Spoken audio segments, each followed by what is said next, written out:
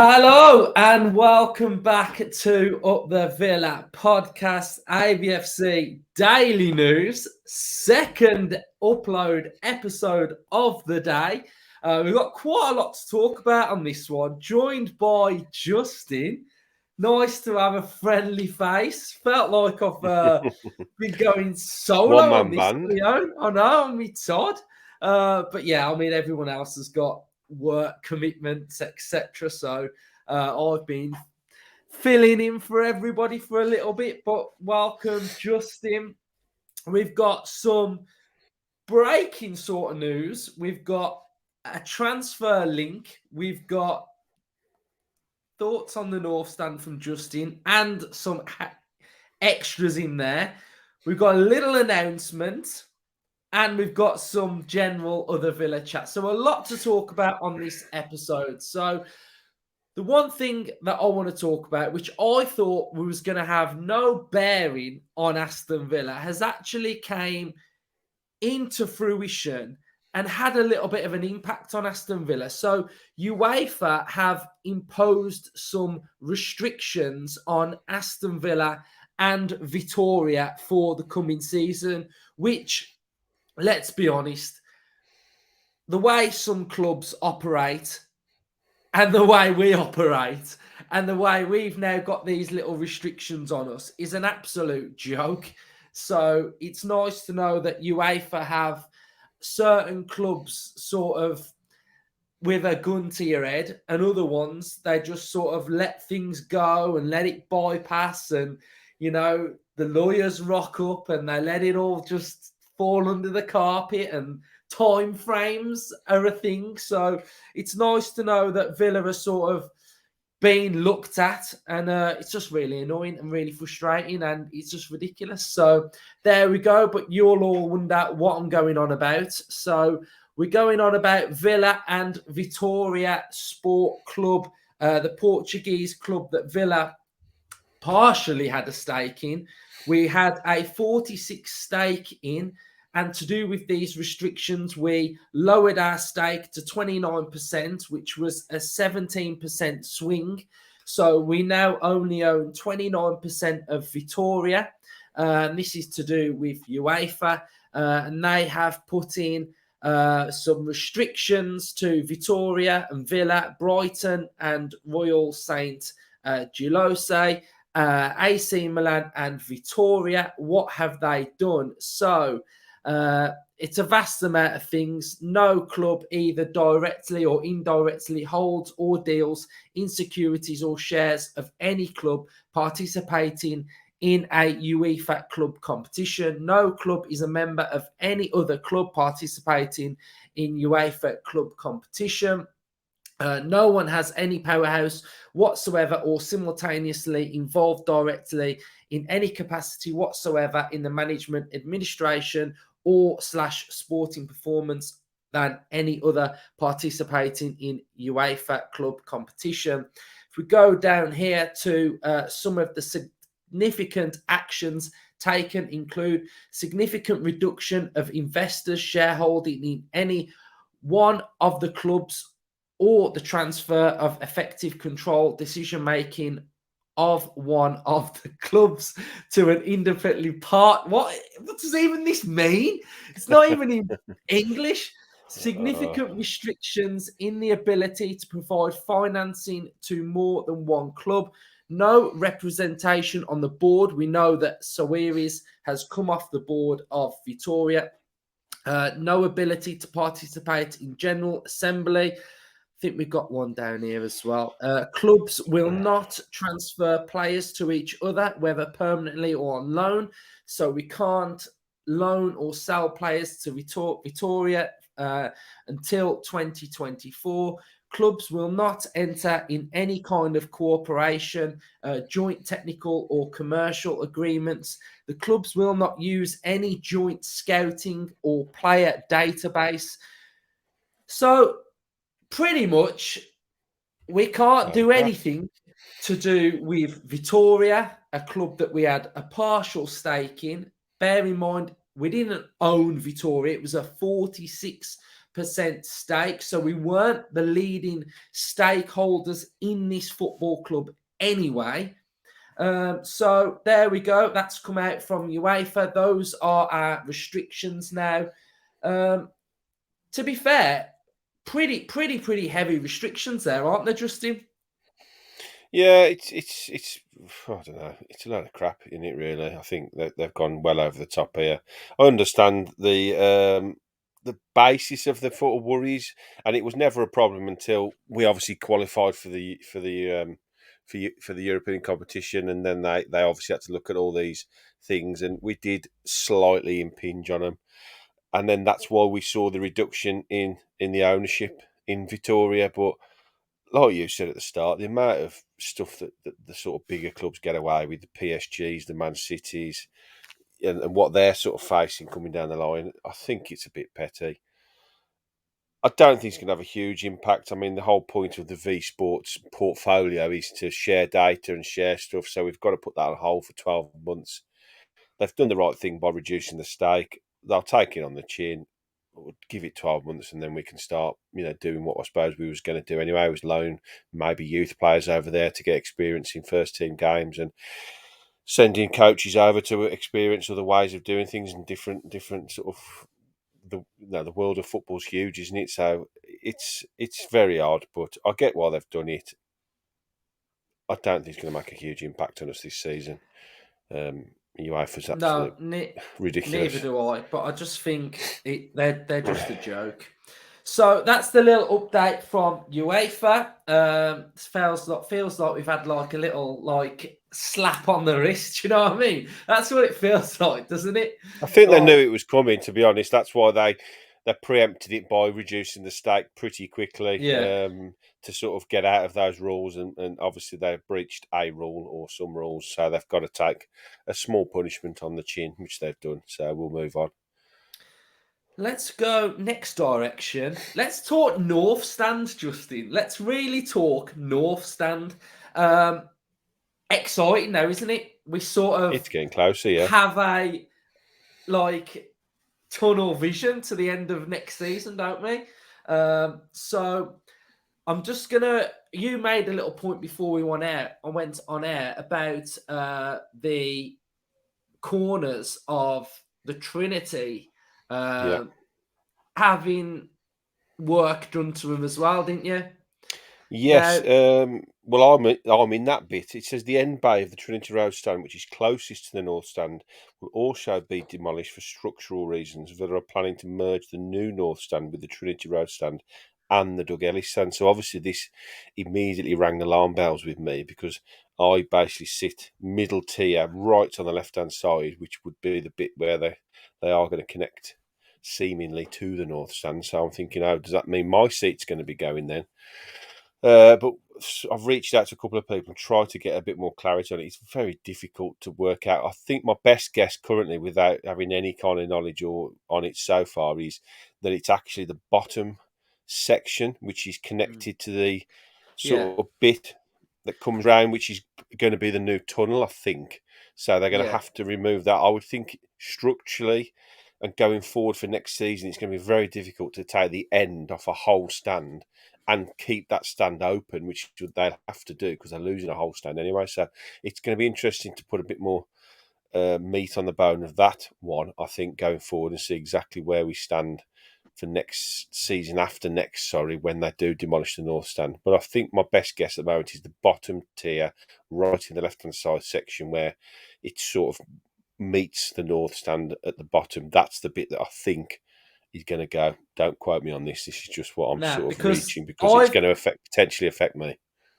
I've got an image now of the North Stand, the new North Stand, and I didn't realise how much it's wrapping round. I didn't realise this until I saw this little image earlier. So when you said to me, my seat might be moving, I had a look at this image. So this is the North Stand of what it's going to look like. Can you see that, Justin? No, oh Hold yes, I on. can now. There you go. Yeah, So there we go. So if I zoom into this then, so I've paused it on the video. So you can kind of see that Yeah, I imagine that this area here is where you currently sit. more or less. Yeah. Yeah. I mean, I So don't know how far that tunnel there, which seems to be the new tunnel where your mouse cursor is yeah. there, is close to the existing tunnel, because I sit basically Would just you to the not say right of that. the existing tunnels about there? Yeah, I would think so. More or less, yes, slightly up the side of the pitch. Um, yeah, it's. I just don't know. I mean, if it is, which it looks like on that picture, for all intents and purposes, it is going to be a wraparound at least bottom tier. Then there is going to have to be some kind of structural um, Hmm. demolishing of the existing end of the Trinity Road. Which, I mean, I'm no builder or expert in these things, but that could be a pretty difficult thing to do. Without causing too much disruption. I mean, they're losing a whole stand as it is. People are going to have to be moved into other areas of the ground. We know that that there's already 30,000 season tickets, so it's going to be basically the season after next. I think mainly just season ticket holders in the ground until the new stand's built. I would think, because I don't know what the capacity will be once the north's gone. Um, but they're going to have to keep the season ticket holders within that structure. So we're Yeah. going to lose the added bits on top of that. But ultimately, it's for you got to look at the bigger picture, and we're going to end up with a fabulous new stand at the end of the ground. So yeah, I think over the next obviously next few months coming up towards when they do start the rebuild. It's obviously going to they say it's going to be knocked down and. It's going to take. Was it about 7? Am I reading that? Was it 7 months of Seven doing months. yeah, of doing all the sort of cabling and the structural underneath the stand works, because there was a Yeah. lot of talk and about. I mean, I went to Liverpool at the end of last season, and they've built the new stand around the existing stand, but that obviously hasn't been possible because the north stand's been there for that long that they're going to have to put a lot of infrastructure in that area to comply with the rules of going forward to hopefully Euros as well. So it makes sense if you're going to do it once, do it properly. So it looks like a full demolishment, a decent period of time of doing a lot of groundworks and cabling and that kind of media. I think they're on about getting the media all stuff under the ground before they can even think about starting an actual build. So it's a mammoth job, which I think ties into why I think they've put the Villa Live on hold, because currently that's just not a priority. Is it? The stand is No. the priority. We've got an Yeah. existing building there in the Stumps building, which can be repurposed at a far less cost than the Villa Live building. They've not said they're not doing the Villa Live at some point. That can go at some point down the line we can do that. But they're looking at repurposing the Stumps building. It looks lovely, to be fair. For a temporary Yeah. building for enhance your match day experience. I think it makes a lot of sense, and it just ties into the fact that they are thinking about the fans for that instance and making sure there's somewhere for people to go pre and hopefully post match as well. Yeah. It looks really cool, to be fair. I really I like the think so, look of yeah. it. So in other news then, so season ticket holders, 30,000 season ticket holders at Villa. You've got 3,000 away fans per game. So Yeah. you've then got around 9,000 tickets spare. So members, general admission, etc. So with those seats, those North Stand season ticket holders, I imagine, are going to be dotted in and around everywhere else, won't they? When that stand comes down. Yeah, I mean, I was just trying to look at this now, what the exact capacity of the North Stand is. I mean, it's going to go up to 50,000, obviously.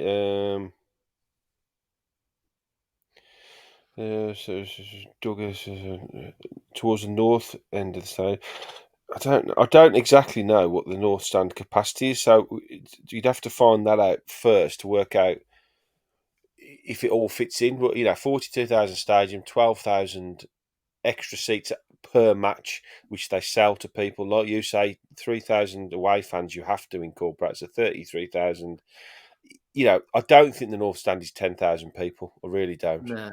It's not that big a stand, so there might be a little bit of leeway left within a ground for match day, tickets to your general sale tickets, but it's going to be very, very tight for a season. I think if you're a current season ticket holder, then I think you're going to be okay. I can't imagine that they're going to have to stop certain season tickets holders not going in, but it's going to be tight. It does seem to be it's going to be season ticket holders only.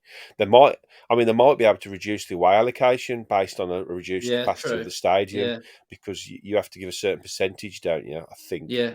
so. If we are going down to 30,000, then it might be that we only have 2,000 away fans or 1,500 away fans to accommodate home fans, which I think is fair game. I think home fans have to take a precedent over away fans while still giving a few away fans the Mm. chance to come to games.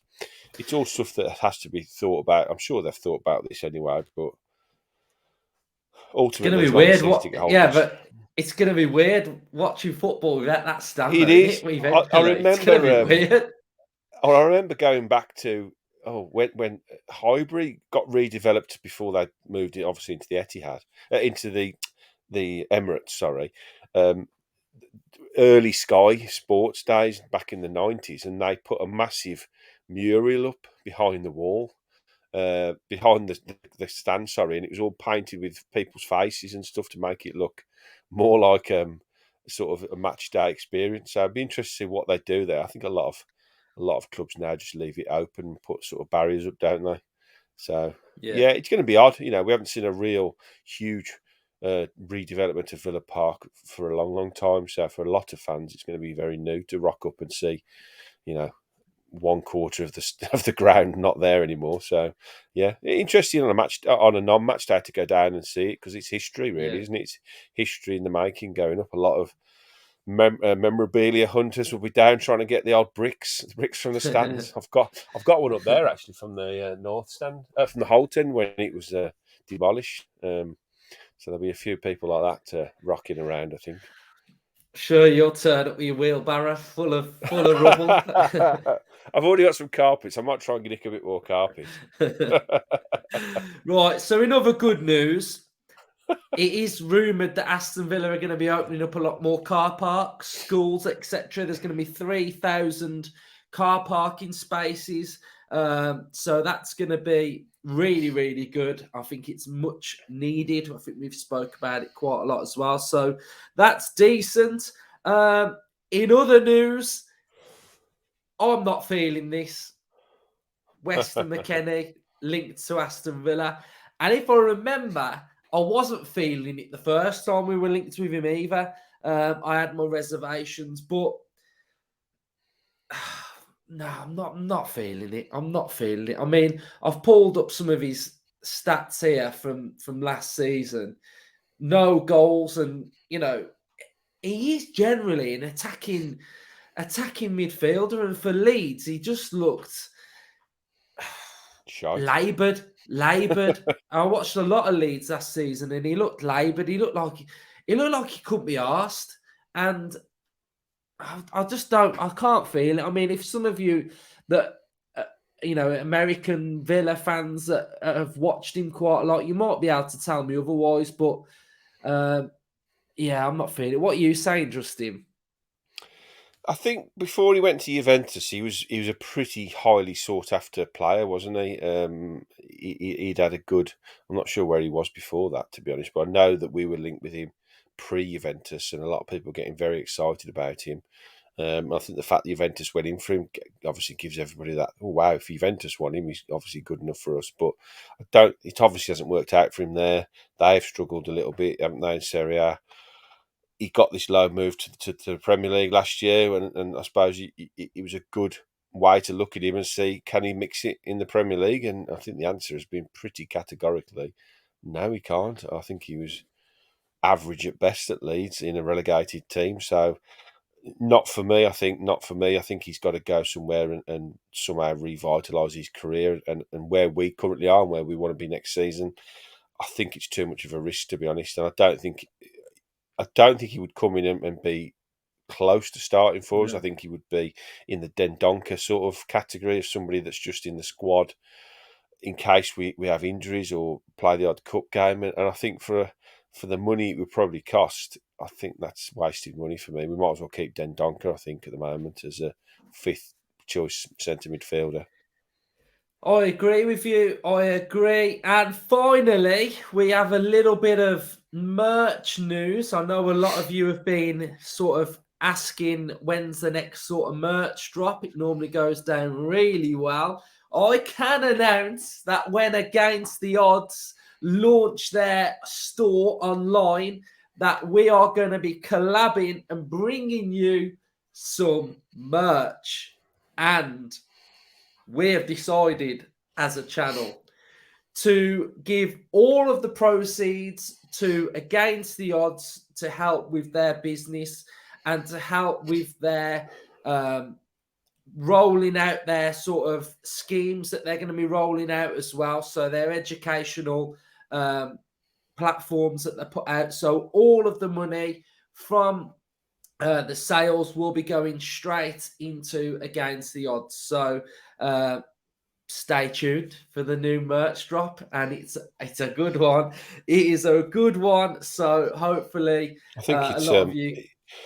it's a fantastic partnership that we've you basically have brought on board with us next season, and to partner up with somebody like that that's doing such good work for such a great cause. Really, you know, a lot of people struggle with it, don't they? So I'm so pleased we are, you know, partnering up with them, and I think this, and to allow them all the profits, I think to put towards their good cause shows that we are definitely in it for the right reasons, and we're really happy to sort of collab with them. I'm looking forward to seeing it, to be honest now. Good stuff. Right, so I thought we'd just come on, give you a little bit of an update, just make everybody aware that Justin's still alive. So yeah, there he is. He's all right. So yeah, cheers everybody. Villa back next week. We have a game of football next week. So the season They're back in training, aren't they? officially, So yeah, the season officially starts next week with the players back in training. So it's ramping up, speeding up. So yeah, cheers everybody. Up the Villa.